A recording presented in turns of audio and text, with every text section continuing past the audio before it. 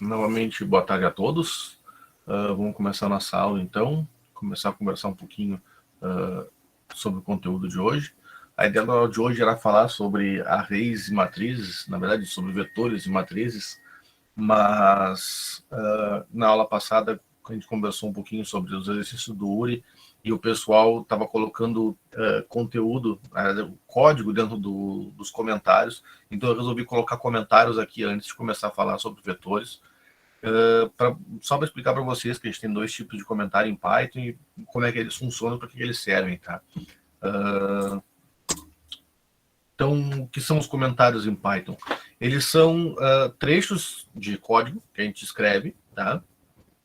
Que não geram uma saída, vamos dizer assim. Eles não são interpretados pelo nosso interpretador.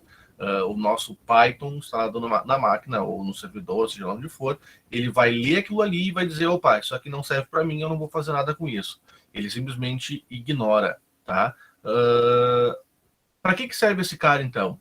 Ele serve basicamente para poder mostrar para outra pessoa que for dar manutenção naquele código, por exemplo, como é que ele pode usar aquele código, para que serve uma certa variável, para que foi criada uma função que a gente vai ver mais adiante. Então, a ideia desses comentários, eles são para que outras pessoas que vão mexer com o código-fonte tenham uma documentação de como aquilo ali funciona, tá?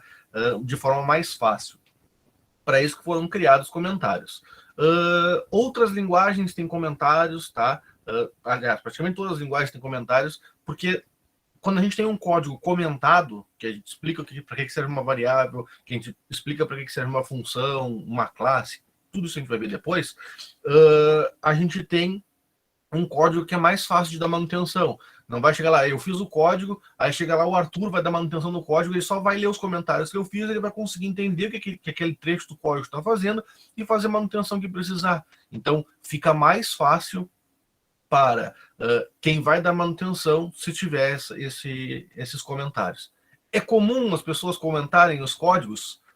Não. A maior parte, pelo menos, não. As empresas hoje em dia já estão obrigando que os desenvolvedores trabalhem com comentários justamente por facilitar essa parte da manutenção posterior, tá? Mas normalmente a gente cria código para a gente.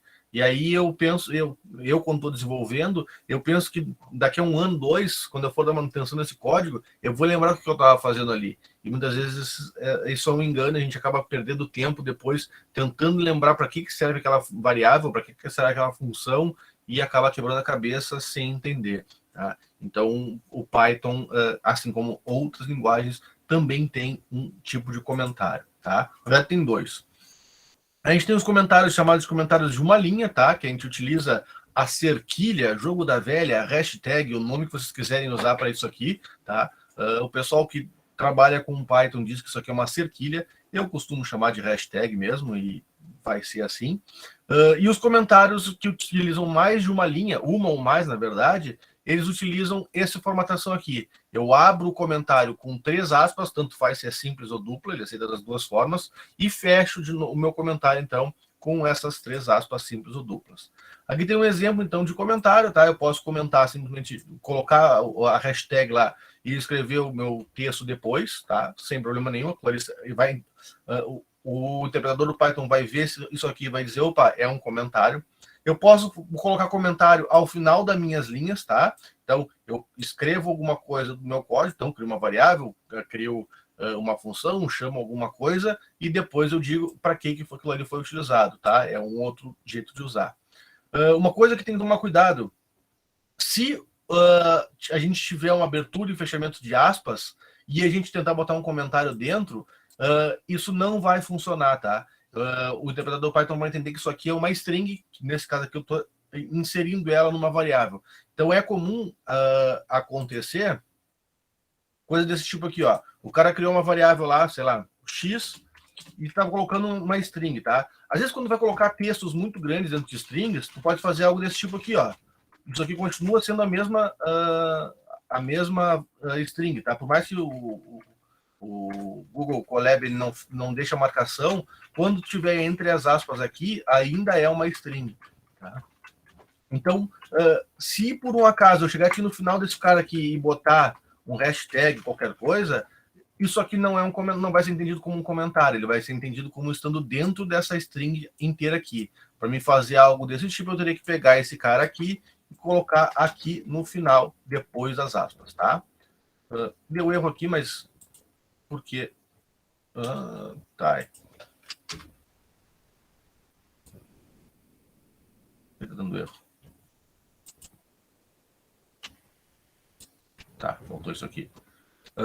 Sempre que eu vou colocar a quebra de linha, eu tenho que botar uma barra para ele ignorar a quebra de linha. Tudo bem, eu tinha esquecido disso. Então, eu fazendo assim, ó, ele já marca aqui como um comentário, tá? Se eu pegar isso aqui e colocar aqui, ele não vai entender mais como um comentário, tá? Ele vai entender como se fosse parte da string, tanto que já deu erro aqui de novo, ó, porque eu não tenho a barra na quebra de linha, tá? Então, toma cuidado quando for colocar o hashtag dentro de uma string, que pode dar problema se vocês acham que estão comentando e não estão comentando nada, tá? Então, isso aqui, a forma correta é assim. Bom, novamente, ó, eu executei, vou mandar imprimir o X aqui, print X, executa esse cara, ele vai me mostrar aquele string lá que eu escrevi, tá? E esta parte aqui do final, deixa eu botar para a gente conseguir identificar, comentário. Ó, a parte do comentário ali, ele não é exibido na tela porque ele não faz parte do X, tá? Ele é um comentário, como eu disse para vocês. E a gente tem os comentários com mais de uma linha, tá? Deixa eu voltar aqui para a apresentação.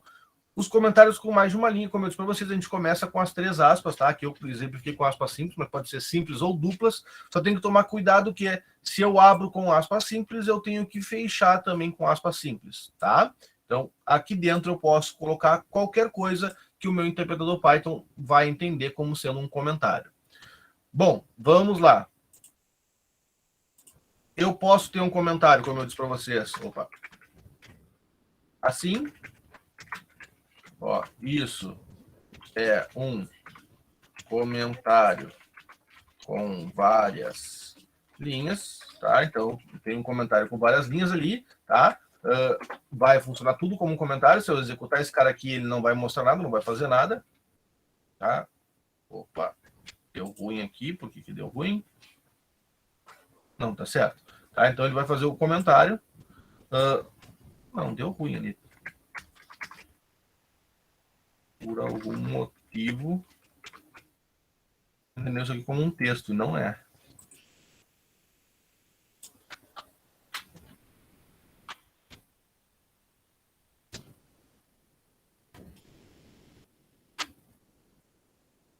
Não pode usar a barra, tá, Davi? Os únicos comentários que o Python aceita são esses aqui. Por algum motivo, eu não sei por que não está funcionando aqui as 3 aspas. De manhã eu usei e funcionou.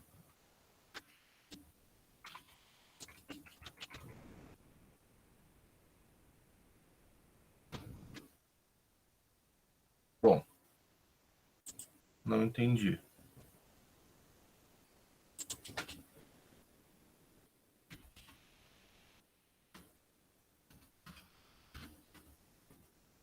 Agora sim. Agora é que ele só estava botando ele estava entendendo como se fosse uma string, eu quisesse botar uma string. Mas tudo bem. Então, quando eu boto algum comando, aquilo ali é um comentário e simplesmente é ignorado, tá?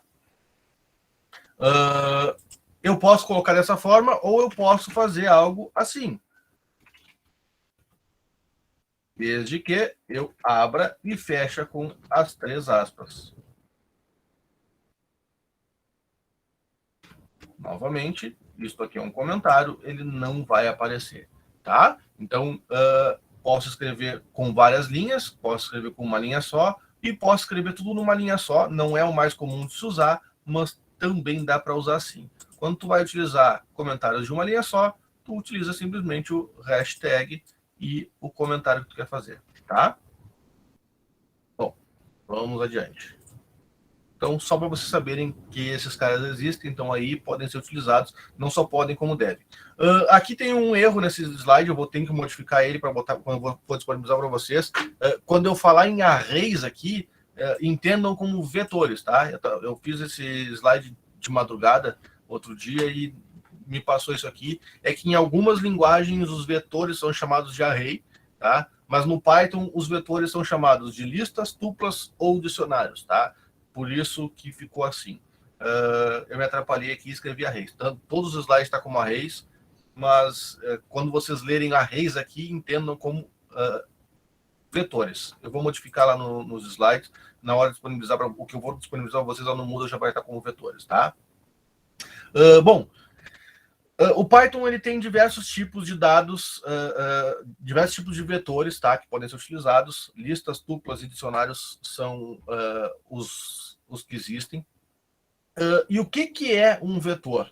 Assim como na matemática, um vetor ele é um tipo de informação onde eu tenho várias informações dentro de um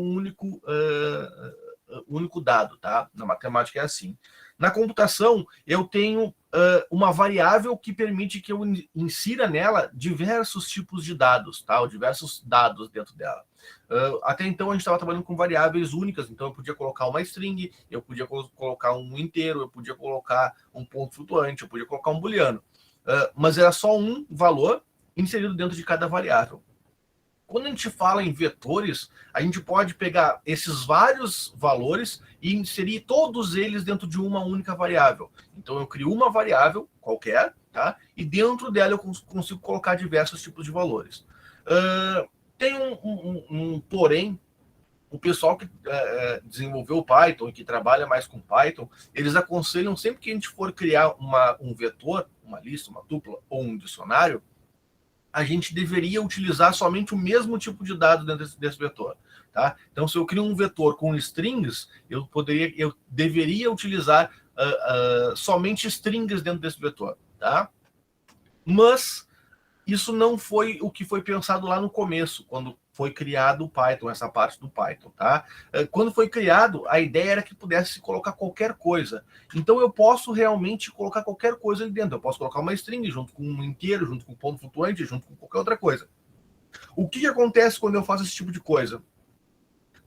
A única limitação que o Python tem é que, por exemplo, se eu tiver lá dentro de uma lista, por exemplo, uma string com 10 caracteres e depois um número com 1 caractere e um ponto flutuante com 3 caracteres, o Python vai reservar em memória no computador de vocês uma variável, tá? E dentro dessa variável ela vai colocar vários valores e ela vai entender esses valores, todos eles com o maior valor que tu tiver lá dentro. Então, se tu tiver 10 caracteres numa string, ele vai reservar 10 caracteres para cada um dos valores que tu inserir nesse array, tá? A gente está falando hoje de arrays, hoje não, a gente está falando de arrays pequenos, a gente trabalha normalmente com arrays pequenos, mas quando a gente trabalha com arrays muito grandes, tá, com muitos dados, daqui a pouco a gente pode ter um dado lá que tem, sei lá, 1000 caracteres, e os outros todos têm 2, 3 caracteres. Eu vou guardar 1000 caracteres em memória para cada um dos valores, mesmo os outros todos tendo 2 ou 3 caracteres. Isso pode ser um problema. Por isso que eles aconselham a trabalhar sempre. Quando eu vou trabalhar com strings, normalmente o string já é uma informação maior, então só usa os strings. Se tu vai trabalhar com inteiro tem um tamanho menor, dá para trabalhar só com inteiros, ponto flutuante. Então, por isso que eles aconselham que seja feito isso, tá? Não é obrigatório, eu posso utilizar, tanto que nos exemplos que eu vou mostrar para vocês aqui, tem string inteiro e ponto flutuante na mesma lista, na mesma tupla, e funciona perfeitamente, tá? Mas quando eu começo a ter valores muito grandes, muitos dados, na verdade, dentro de um vetor, pode ser que isso traga alguma limitação depois, tá? Bom, primeiro a gente vai falar de listas, tá? As listas em Python, então, são um tipo de variável, como eu disse, que armazena diversos tipos de valores, diversos valores dentro dela, tá? Imaginem uma lista, ou uma tupla, um vetor, como sendo sabe aquelas gavetas que tem várias divisórias? Como se fosse isso. Se eu não tivesse as divisórias, eu conseguia colocar uma coisa dentro daquela gaveta. Quando eu tenho as divisórias, eu consigo colocar várias coisas, cada uma na sua divisória dentro daquela gaveta, tá? Então, uma variável, array, uma variável, um vetor, que a gente chama, eles têm vários espaços. Eu posso colocar quantos espaços eu quiser, quantas coisas eu quiser ali dentro. Algumas linguagens, como o C, por exemplo, quando eu vou instanciar um array, eu tenho que dizer quantos valores eu posso colocar dentro daquele array.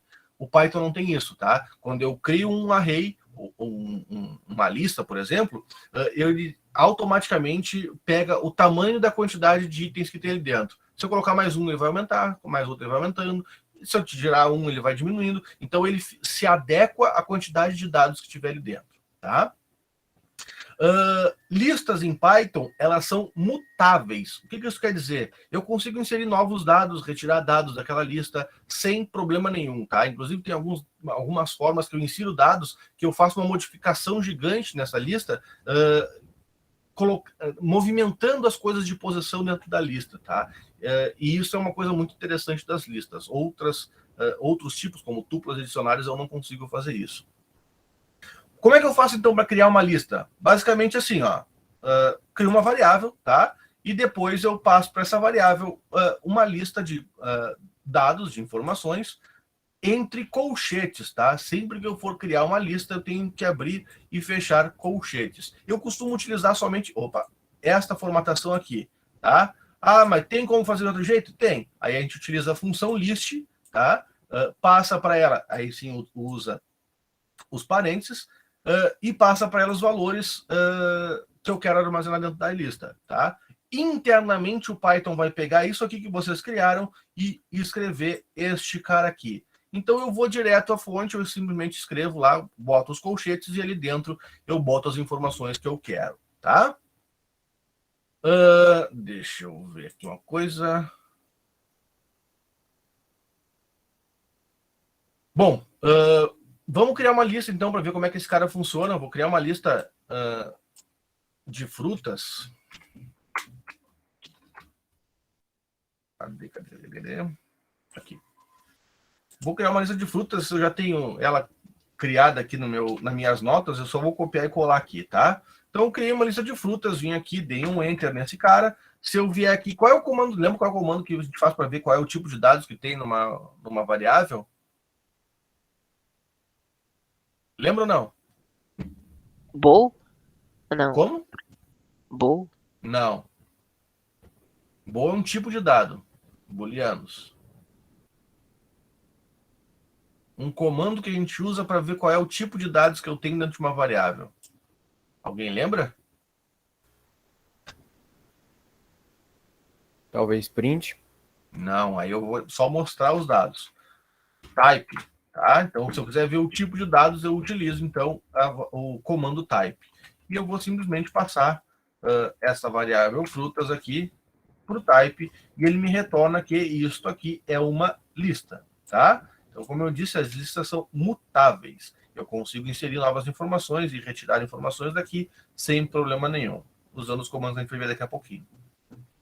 Bom, a criação da lista, simplesmente coloco aqui entre colchetes os valores que eu quero separados por vírgula, tá? Aqui eu só coloquei strings, poderia colocar números, ponto flutuante, o que fosse, que ela aceitaria da mesma forma. Bom, como é que eu faço, então, para utilizar os dados dessa lista, ou enxergar, mostrar os dados que estão nessa lista?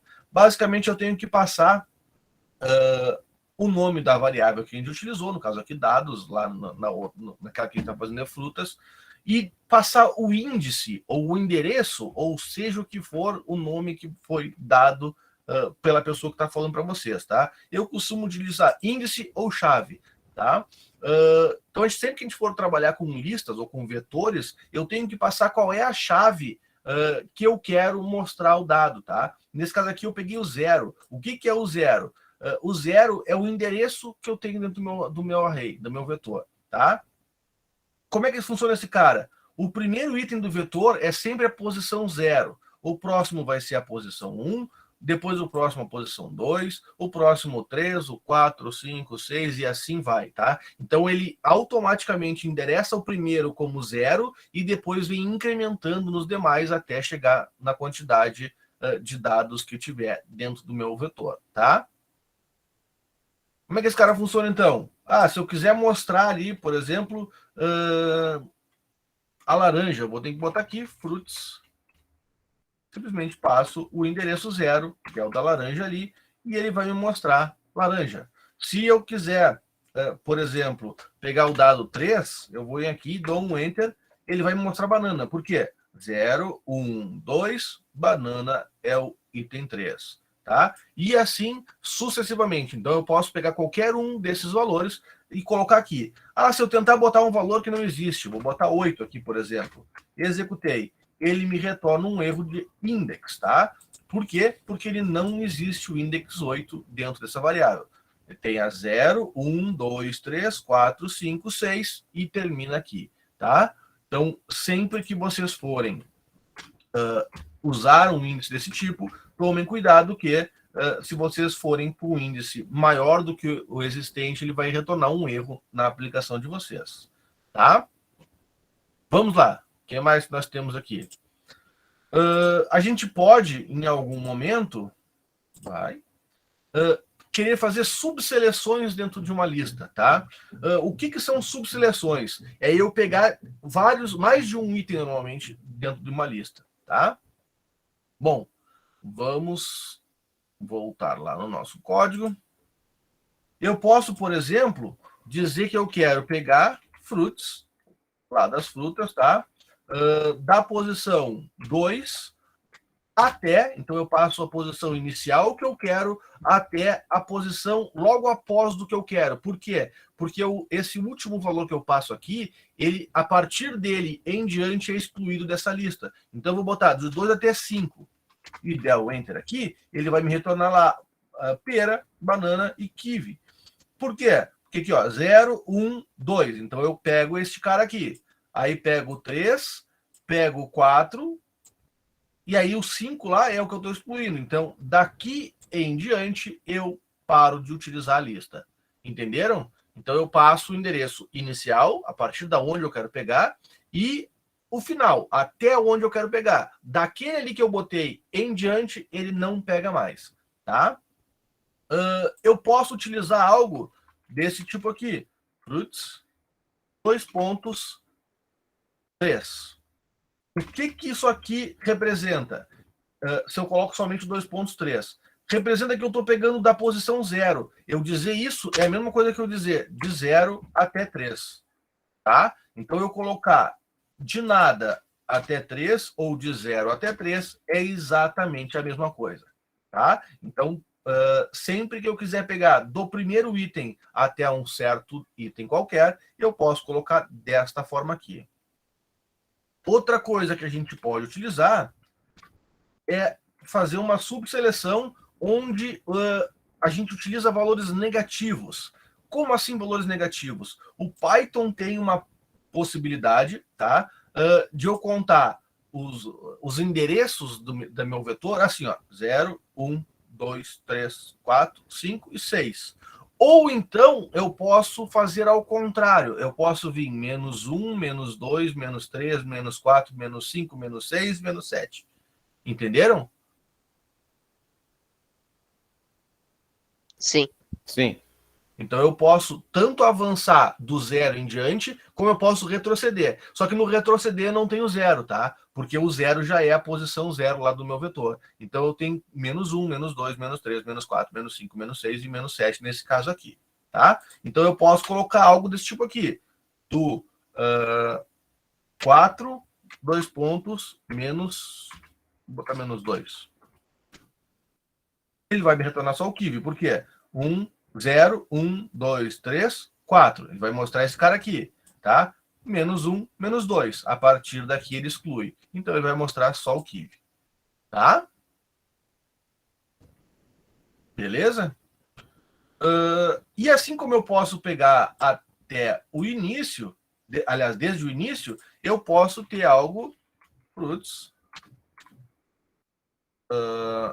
4, 2 pontos. Quando eu boto o 4, 2 pontos, eu pego até o final da minha, do meu vetor, no caso. Então, aqui eu estou pegando kiwi, porque eu botei a posição 4 e não botei o final, então ele vai pegar do kiwi até o fim da minha seleção. Aqui eu posso colocar o 0, o que vocês acham?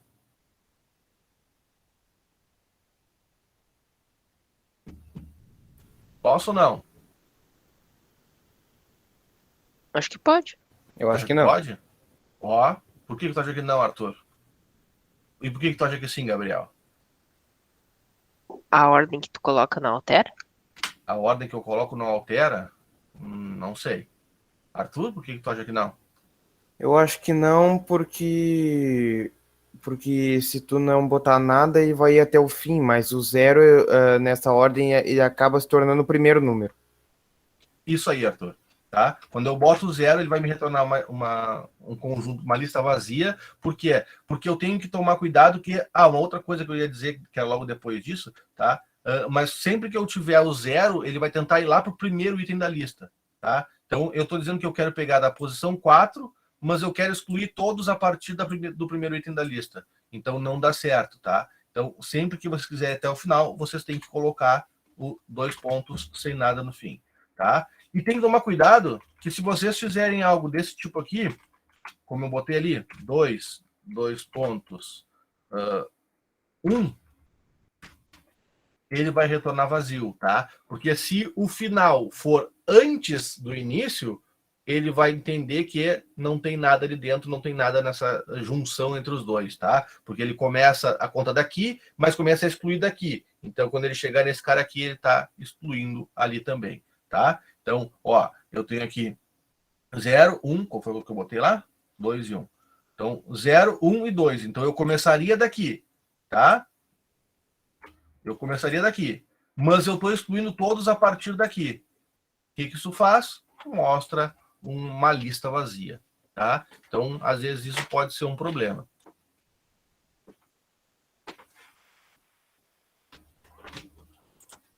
Deixa eu dar continuidade aqui. Bom, como eu disse para vocês, as listas elas são mutáveis, então eu consigo modificar elas para o que eu preciso, tá? Como é que eu posso modificar essas listas? Basicamente utilizando as funções específicas de lista, tá? Aqui eu estou mostrando como list ponto, mas isso aqui a gente vai utilizar a nossa variável, esse list aqui vai substituir pelo nome da nossa variável, ponto, o que a gente quer fazer, tá? O primeiro deles é o append x. O que isso quer? O que esse cara faz? Ele coloca no final do nosso vetor o valor que a gente botou, que é esse x aqui, tá? Vamos fazer um exemplo aqui. A gente vai vir aqui, a gente tem, eu vou mostrar frutos aqui, só para vocês verem. Então tá aqui ele, e eu posso vir aqui e botar frutos, ponto, append, e passar um novo valor. Eu vou botar grape, e dou um enter. Se eu rodar frutos de novo, ó, ele colocou lá no final do meu documento, do meu vetor, o valor que a gente passou ali, tá? Então eu consegui, dentro daquela mesma variável, colocar mais uma informação dentro desse vetor, tá? E eu posso colocar quantos eu quiser, tá? Aí a gente tem o segundo item, tá? Ou segunda função que a gente tem, a função insert. A função insert ela é diferente da função append. A append ele vai sempre colocar no final do nosso documento. A função insert ela pode inserir em qualquer lugar do nosso documento. E quando ela insere, ela movimenta os demais itens para endereços posteriores. Então, se eu vier ali e colocar um item na posição 3, o que estava na posição 3 passa à posição 4, o que estava na 4 passa para 5 e assim sucessivamente até o final do nosso vetor, tá? Então, eu posso chegar aqui, deixa eu voltar para o nosso código, posso chegar aqui e botar fruits.insert, aqui dentro eu passo um valor, tá? Vou botar aqui 5, vírgula, o valor que eu quero inserir.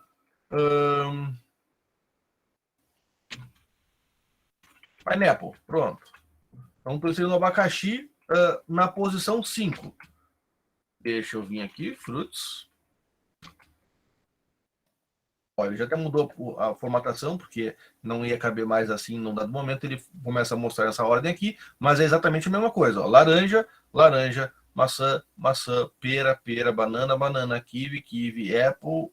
Ó, aqui é pineapple. Tá? Então ele inseriu aqui e depois continuou. Ó, apple, apple, banana, banana, grape, grape. Tá? Então eu inseri aqui no meio o pineapple e os outros foram... deixa eu ver qual foi a pergunta. Os outros foram deslocados, então, para posições posteriores.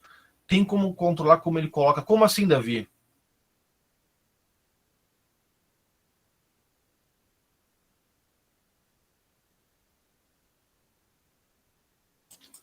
Tu dizer, eu quero que o pineapple fique antes da maçã ou coisa parecida?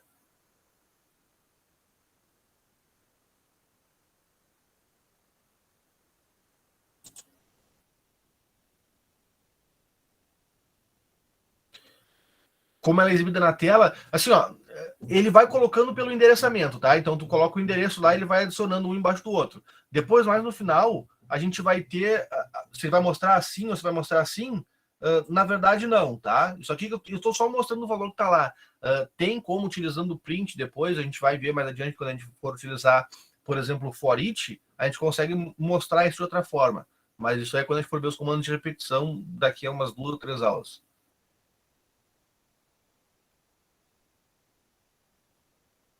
Tá, isso aqui é só a exibição do próprio Google Colab, tá? Na verdade, do IPython Notebook.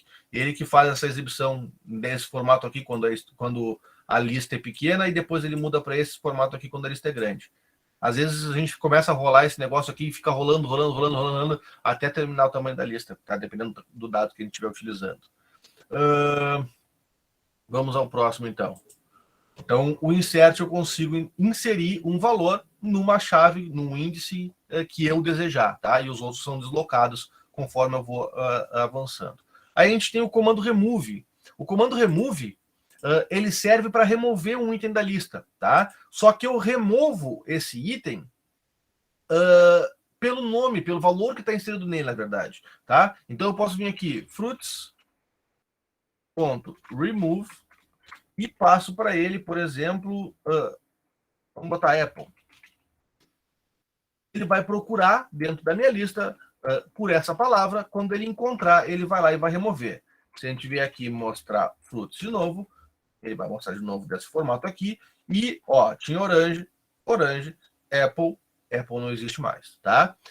Uma coisa que é importante, quando a gente utiliza o remove, ele vai procurar naquela lista de dados que eu tiver lá, ele vai excluir o primeiro que ele encontrar e para a execução, tá? Então, se tiver 3, 4 vezes, como era a Apple, que tinha mais uma vez, depois mais no final, ele vai executar, vai encontrar a primeira vez, ele exclui aquele dado e ignora o resto, tá? Então, se vocês tiverem mais de uma vez o dado, ele vai sempre pegar o primeiro dado que está excluindo.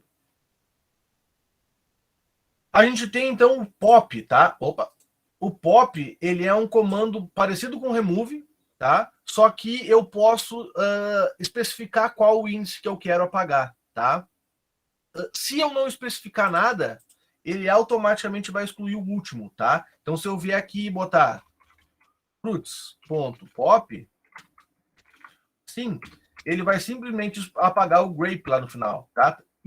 E uma diferença, o remove, quando eu executo ele não retorna nada, tá? Ele simplesmente exclui. O pop, ele retorna o valor que estava lá e apaga o valor, tá? Então, eu excluí dessa forma. Se eu vier aqui e executar esse cara, ele vai aparecer sem o grape lá no final, tá? E eu posso, quando aparece na documentação do Python lá, quando aparece esses parênteses aqui, esses colchetes aqui dentro das funções, quer dizer que isso aqui é opcional, tá? Como eu mostrei para vocês ali, o pop sem nada, ele exclui o último, mas eu posso chegar aqui e dizer assim, ó, eu quero que tu exclua o item 2 da minha lista. Se eu executar, ele vai procurar, vai me dizer que o item 2 era a banana, executando esse cara aqui de novo, ó, já não tá mais ali a banana também, tá? Então, o pop, ele pode ou não ser passado um índice, e aí a gente tem essa execução sempre que precisar, tá? O remove apaga pelo valor e o pop apaga pelo índice, tá? Então, a gente tem as duas formas de excluir. Aí a gente tem um outro comando, então, que é o comando index. Eu quero saber qual é o índice, tá? Que está o meu, por exemplo, o meu Kiwi. Então eu posso vir aqui, fruits.index, passo para ele o Kiwi. Executo isso aqui, ele vai me retornar que o Kiwi está na posição 2 da minha lista, tá? Então eu consigo verificar em que local que ele está. Mas se eu tivesse mais de um Kiwi nesse negócio, qual que ele ia mostrar? Novamente, ele ia mostrar o primeiro e ignorar os demais, tá? Se eu quisesse ver os demais, eu poderia colocar aqui dentro desse index, por exemplo, vírgula, posição 3, tá? Então, eu estou procurando a partir da posição 3 em diante. Aí ele vai me dizer que o Kiwi não está na lista da posição 3 em diante, tá? Poderia colocar da posição 3 até a posição 5, então poderia passar o inicial e o final, e executar esse cara. Ele vai continuar me dizendo que não está na lista entre a posição 3 e a posição 5, tá? Então, isso aqui, esse 3 e esse 5 são opcionais. Se eu passar só o Kiwi, ele vai me retornar a primeira vez que ele encontrou esse cara, tá? Além disso, a gente tem a função count, então, que conta quantas vezes aparece um dado valor dentro do nosso array, do nosso vetor, tá? A função sort, que vai ordenar por ordem alfabética, e a função reverse, que inverte esta ordenação, tá? Então, vamos voltar aqui. Eu tenho aqui fruits. E vou mandar contar count. Pô, não tem nada com mais de um ali. Tudo bem, vamos botar assim, orange. Opa, se eu botar assim, ele vai tentar pegar uma variável. Assim é um texto. Ele executa, vai me dizer que tem um, tá? Eu posso vir aqui...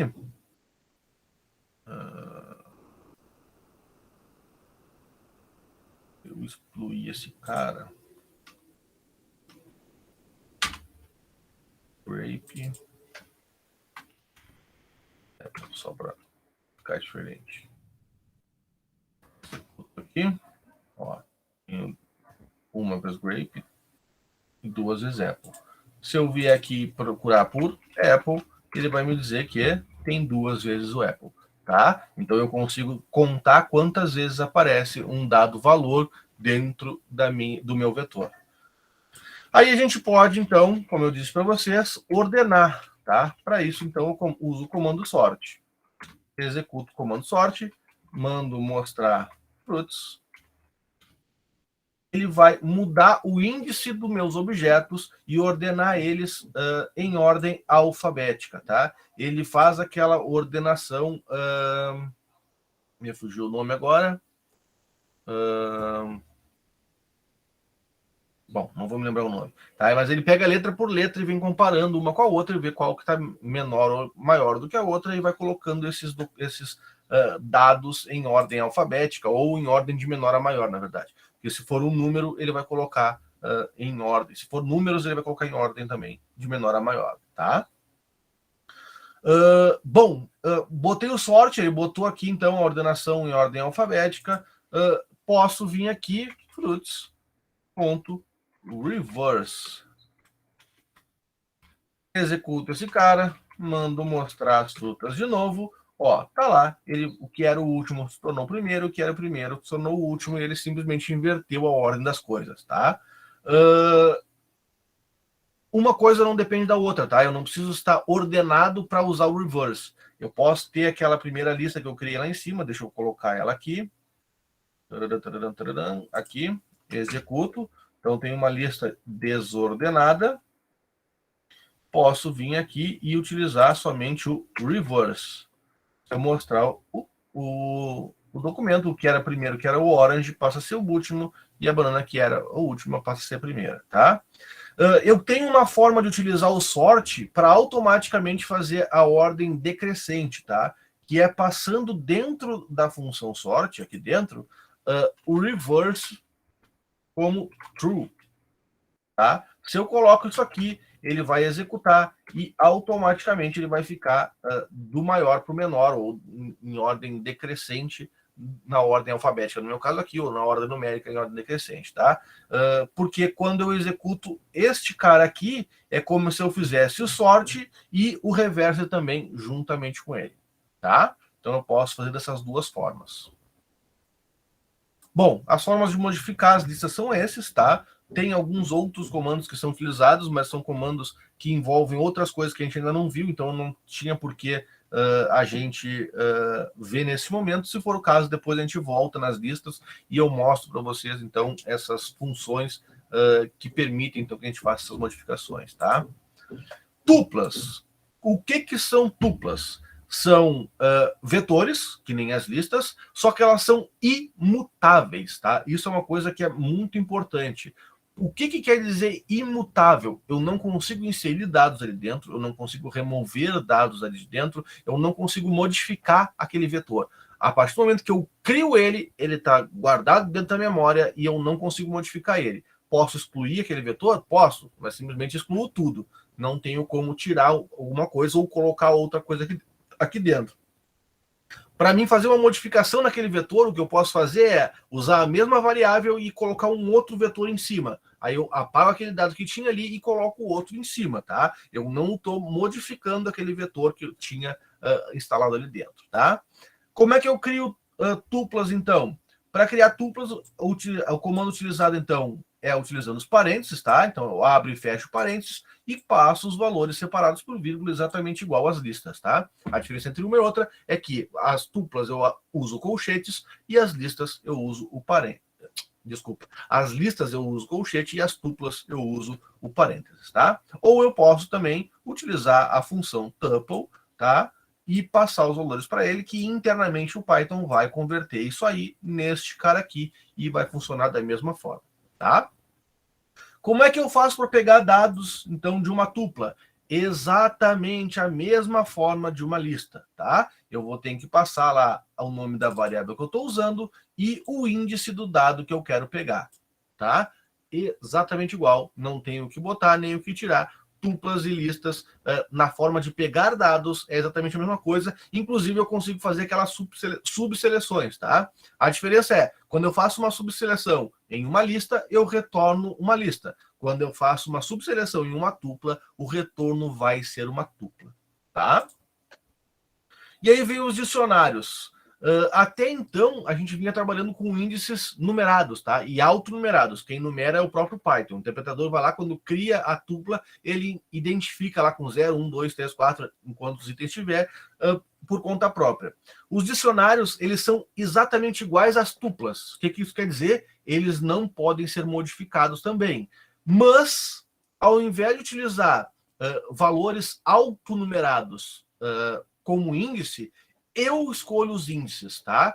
Lá nas tuplas, quem escolhia o índice, nas tuplas e listas, quem escolhia o índice era o interpretador Python, quem escolhe o índice nos dicionários sou eu, tá? Então, como é que eu crio um dicionário? Basicamente, utilizo as chaves, abertura e fechamento do dicionário com as chaves, e aqui dentro eu passo conjuntos de nome a chave que eu quero utilizar, tá? 2 pontos, o valor que eu quero atribuir a essa chave. Vírgula, de novo, a chave que eu quero utilizar, 2 pontos, o valor que eu quero atribuir a essa chave. Vírgula, outra chave que eu quero utilizar e o valor que eu quero atribuir a essa chave. E assim eu posso fazer quantos eu quiser, tá? Outra forma de se criar um dicionário é utilizando, então, o comando dict, tá? Só que aqui tem uma diferença, então aqui eu uso o sinal de igual, ali eu uso os 2 pontos, tá? Mas quando eu utilizo o sinal de dict, quando eu uso a função dict, eu tenho que passar com o sinal de igual, e aí eu faço isso aqui. A chave igual o valor, a chave igual o valor, a chave igual o valor, tá? Então, internamente o Python vai pegar isso aqui e converter neste cara aqui, tá? No fim das contas vai gerar a mesma coisa. E o dicionário também pode ser feito dessa forma, tá? É a forma mais complicada porque ele cria dentro do dicionário, ele diz que eu está criando uma lista onde ele coloca tuplas de chave e valor em cada uma das posições dessa tupla, tá? Funciona dessa forma? Funciona. No final, o Python vai gerar exatamente a mesma coisa que isto aqui. Então, eu aconselho vocês, tá, a se acostumarem a utilizar a forma original ou a forma básica dele, que é isso aqui. Quando eu tenho colchetes, eu estou fazendo uma lista. Quando eu tenho parênteses, eu estou usando uma tupla. E quando eu estou usando chaves, eu estou usando um dicionário, tá? Estou criando um dicionário. Vamos ver como é que cria um dicionário, então, na prática. Vou criar uma lista telefônica, vamos supor, tá? Tel igual abre chaves. Então, eu estou criando a chave valor. Lá no meu documento de exemplo que eu botei para vocês, eu utilizei a chave nomeada com um nome, tá? Com uma string. Mas ela não precisa ser isso. Ela pode ser, por exemplo, 9999453, por exemplo. Tá? E isso aqui vai ser a chave para o Kleber. O número do telefone é a chave do Kleber. 9948573, sei lá, eu estou colocando qualquer coisa aqui, vai ser o telefone do Arthur. Vou colocar um outro aqui. Vai ser o telefone do Gabriel. Pronto. Tá? Então, criei um dicionário onde eu coloquei dados, tá, de usuários. Dou um Enter aqui. Se eu mostrar o telefone aqui, ele vai me mostrar ali na ordem certa. Se eu botar aqui o type do telefone, ele vai me dizer que é um dict, então é um dicionário que eu estou fazendo, tá? Lembra que eu falei que o dicionário ele é imutável? O dicionário ele tem uma diferença, tá? As tuplas eu não consigo fazer isso por uma limitação do próprio Python, tá? Mas aqui eu posso fazer algo desse tipo aqui, ó. Eu posso vir aqui e botar uma outra pessoa igual a Ricardo, por exemplo. Executo isso aqui e mando mostrar o telefone. Ele vai inserir o Ricardo como sendo um novo registro ali, tá? Mas, na verdade, internamente no Python, ele faz aquilo que eu falei. Ele apaga todo aquele dicionário que tinha naquela variável e coloca um novo dicionário adicionando esse novo valor, tá? Então, quando eu faço este comando aqui dentro do Python, o que ele faz ele vai lá, apaga todos os dados que tinha naquela variável e coloca dados novos, que são todos os dados que já tinham dentro da variável, mais este cara aqui. Entenderam?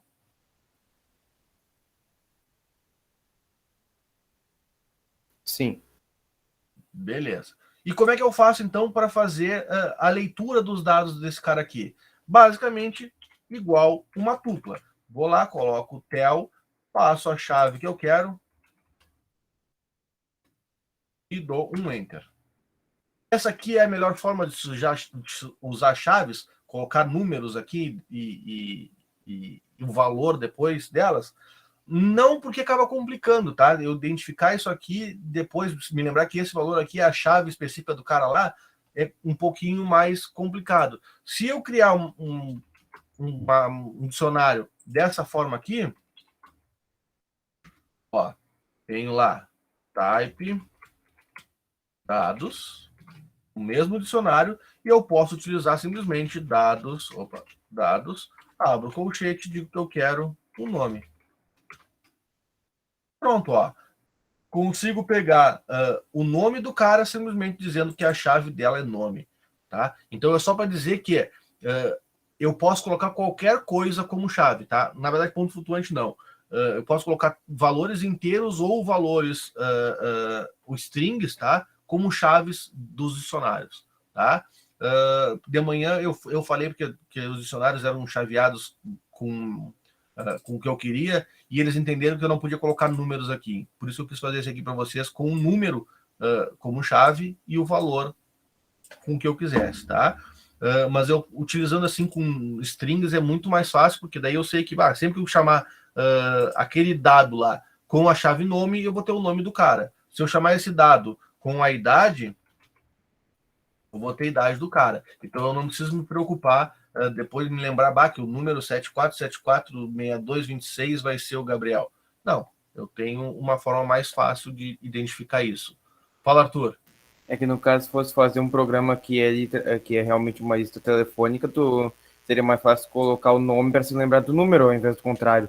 Isso aí. Dá para fazer esse tipo de coisa, tá? Então tu consegues pensar em coisas desse tipo para fazer da melhor forma possível, tá? Vamos adiante. Uma grande sacada que o Python teve, tá? Isso aqui é mesmo que eu estava mostrando ali. Uma grande sacada que o Python teve quando foi criado lá, que o Python não, que esqueci o nome do cara. O cara que criou o Python lá teve foi, ao invés de utilizar strings como simplesmente textos que algumas vezes é complicado trabalhar com esses textos, se torna um tanto quanto complexa a coisa, ele resolveu transformar as strings, ou os textos, em arrays, ou vetores, tá? Então, o que é uma string? É uma cadeia de caracteres, então é um caractere depois do outro. O que são vetores? É uma cadeia de valores, um valor depois do outro. O que o cara fez? Ele simplesmente pegou o Guido Van Rossum, lembrei o nome do cara. Ele simplesmente pegou aquelas strings que a gente coloca e cada uma das letras daquela string ele colocava como se fosse uma posição em um vetor. Então o Python teve uma sacada que eu consigo trabalhar com as strings como se elas fossem um vetor. Então eu consigo pegar, por exemplo, um caractere específico como se fosse um vetor lá, como se fosse uma lista, uma tupla, um dicionário. Eu simplesmente tenho que passar a variável que eu estou utilizando e a posição que eu quero dessa variável, tá? Aqui está errado, isso aqui não pode usar com um zero no final, como eu mostrei para vocês no outro, eu me equivoquei quando eu botei aqui, mas tudo bem. Então, o que eu faço? Eu posso ter exatamente aquelas mesmas seleções que eu tinha lá com as tuplas, com as listas, com uma string. Então, eu posso pegar um caractere específico, passando o endereço que eu quero dele, tá? E o endereço é a mesma coisa, 0, 1, 2, 3, 4, 5, 6, 7, até o final da minha string. Eu posso fazer subseleções, que nem eu mostrei para vocês, ou subsequências, tá? Eu consigo pegar, por exemplo, da posição 5 até a posição 17, lembrando que a posição final, aí o 17, ele exclui a partir dela. Então, eu vou pegar do 5 até o 16. E aí eu venho aqui, 5, 6, 7, 8, 9, 10. Então, eu venho até o 16, vem até aqui, esse espaço em diante ele ignora. Tá? Eu posso pegar do início até a posição 4. Então, novamente, ó, 0, 1, 2, 3, 4. O 4 é o espaço, ele ignorou dali em diante. Eu posso não passar o valor final, que eu pego até o final da minha sequência. Eu posso pegar com valores negativos exatamente igual às listas e tuplas.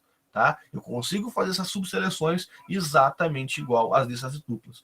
Uma coisa que eu não falei quando eu falei das listas e tuplas, se eu não passar nem o valor inicial, nem o valor final, simplesmente colocar os dois pontos aqui, eu estou dizendo para ele, ó, pega do início até o fim desse valor, dessa lista, tupla, string, e retorna esse cara, tá? Então, aqui ele retorna uma lista onde ele tem exatamente todos os caracteres da frase inicial lá, da frase proposta no primeiro momento, tá? Então, a grande sacada do Python é que as strings, elas são tratadas como tuplas. Então, eu consigo usar o sort, como tuplas não, como listas. Eu consigo usar o sort, eu consigo usar... não, a string como tuplas, desculpa. Mas eu consigo fazer algumas coisas que eu consigo trabalhar com elas e colocar as coisas como eu preciso. Eu consigo reverter ela, eu consigo fazer uma série de coisas que facilitam quando eu utilizo as strings como sendo vetores, tá? Bom, vamos para a última parte da nossa aula. A gente tem 2 minutos, eu acho que a gente não vai conseguir ver tudo, a gente vai estender um pouquinho, mas é pouca coisa. O que são as matrizes? Como na matemática lá, quando eu trabalho com vetores, eu tenho uma linha só, tá? Onde eu tenho vários campos. E a gente tem as matrizes, que são os vetores multidimensionais, que a gente chama, tá? A gente pode ter, como tem aqui 2 dimensões, então, linhas e colunas, a gente pode ter tridimensionais, linhas, colunas e profundidade, e a gente pode ter N dimensões. Como é que se faz isso no Python, tá? Basicamente, eu vou criar uma variável, onde eu vou criar uma lista, uma tupla, seja o que for que eu quiser criar, tá? E dentro dela eu vou criar outras listas e ou tuplas, tá? Nesse caso aqui, eu criei uma lista, tá? E dentro dela eu criei várias outras listas. Olha, eu coloquei lá 3 campos em cada uma das listas. Então, cada uma dessas linhas aqui da minha lista, elas equivalem a uma linha lá daquele meu quadro lá. Então, a primeira ali é a primeira linha, o segundo é a segunda linha, o terceiro é a terceira linha, o quarto é a quarta linha, e assim sucessivamente.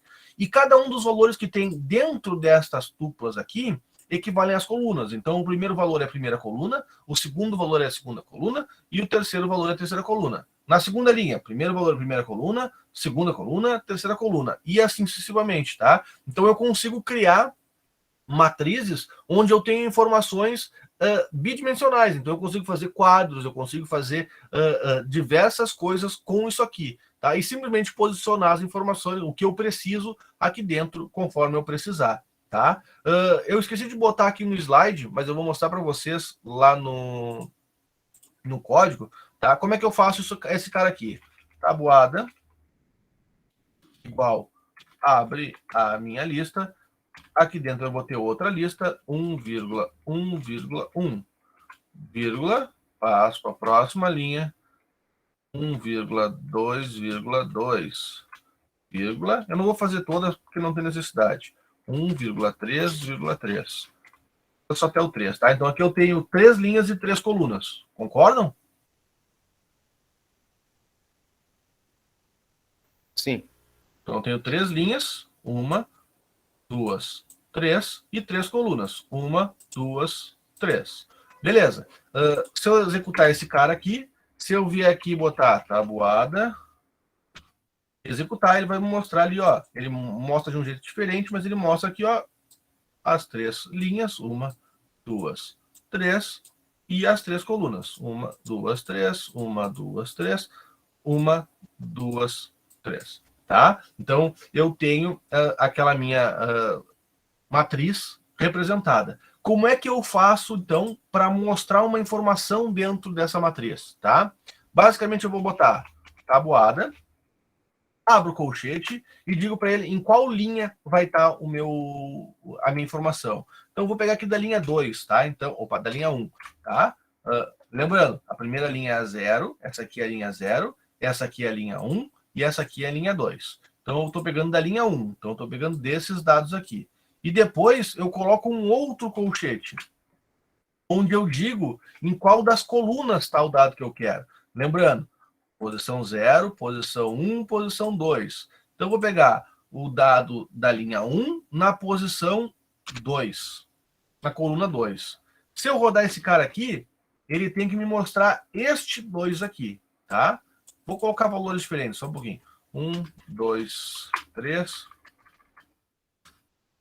4, 5, 6, 9, 8 e 7. Executo tabuada, mostro ela aqui, tá ali, e eu faço esse cara aqui, ele tem que me mostrar aquele 6 ali. E foi o que ele me mostrou. Entenderam? Então eu tenho que endereçar qual é a linha, depois eu tenho que endereçar qual é a coluna. Se eu tivesse 3 dimensões, eu teria mais um colchete aqui, onde eu endereçaria primeiro a linha, depois a coluna, depois a profundidade que eu quero. E assim eu vou nas dimensões quantas eu tiver. Tá? Então eu posso ter quantas linhas eu quiser, quantas colunas eu quiser e quantas dimensões eu quiser nesse caso aqui. Tá? E depois, na hora de pegar, eu simplesmente passo aqui qual é a linha que eu quero, depois a coluna que eu quero, depois a dimensão que eu quero, e por aí vai, eu posso passando quantas dimensões eu precisar, tá? Então, no caso aqui, eu peguei a segunda linha, no caso a linha 1, eu posso pegar a linha 0 e pegar a posição 1, por exemplo, ele tem que me mostrar o 2, e assim consecutivamente. Alguma dúvida? Conta de trás para frente? Como assim de trás para frente? Não. Também pode contar, sim. Eu posso colocar aqui o 0 e botar... Opa! E botar aqui menos 1. A única diferença é que é a mesma coisa. Menos 1, menos 2, menos 3. O menos 1 é o primeiro, vai me mostrar o 3 ali. Entendeu, Gabriel? Entendi. Mais alguma dúvida? Deixa eu ver aqui no chat. Ó, o Caô disse que não tem dúvida nenhuma. Que bom. Ô, senhor, Fala. teve uma coisa que eu perdi, que foi a parte que tu explicou sobre as dimensões. O que seriam as dimensões mesmo?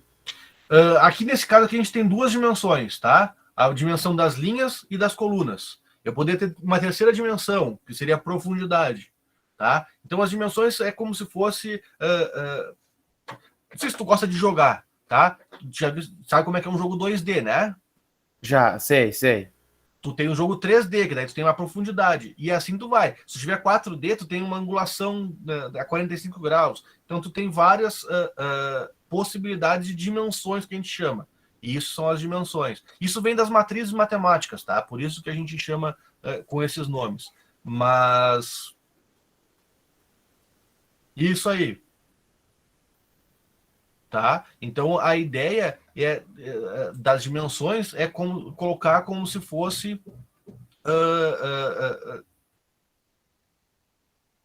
tu coloca as coisas como se fosse num plano, tá? Tu tens um plano, tu tens uma dimensão é uma linha, a segunda dimensão tu tens linhas e colunas, a terceira dimensão tu tem linha, coluna e profundidade. E isso é que é as dimensões, tá? Isso vem da matemática, não é nem da computação. Entendi. Mais alguma dúvida? 2D seria uma batalha naval, Gabriel.